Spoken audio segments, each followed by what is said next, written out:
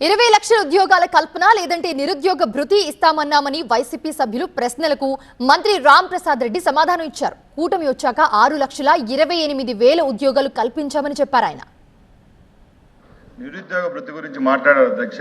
మా మేనిఫెస్టో చూడమనండి వాళ్ళను.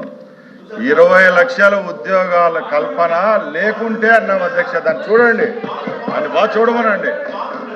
ఉద్యోగాలు కల్పిస్తాం, లేని పక్షంలో నిరుద్యోగ భృతి ఇస్తామని చెప్పాం. ఆ పేపర్ కూడా ఇస్తాను, ఒకసారి చూసుకోండి అధ్యక్ష.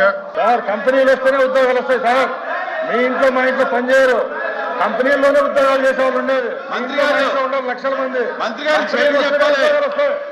చిత్తశుద్ధిగా ప్రభుత్వం ఉద్యోగాల కల్పన కోసం పనిచేస్తూ ఉంది. దానిలో భాగంగానే ఎప్పుడూ లేని విధంగా ఒకేసారి డిఎస్సి ఏర్పాటు చేసి 16,000 మందికి ఒకే ప్లాట్ఫామ్లో ఉద్యోగాలు కల్పించిన ప్రభుత్వం ఏదైనా ఉందంటే కేవలం చంద్రబాబు నాయుడు గారి ప్రభుత్వమే, కూటమి ప్రభుత్వమే అధ్యక్ష. అలాగే అధ్యక్ష, పోలీస్ నియామకాల్లో 6,000 ఉద్యోగాలు కల్పించింది ఎవరు అధ్యక్ష?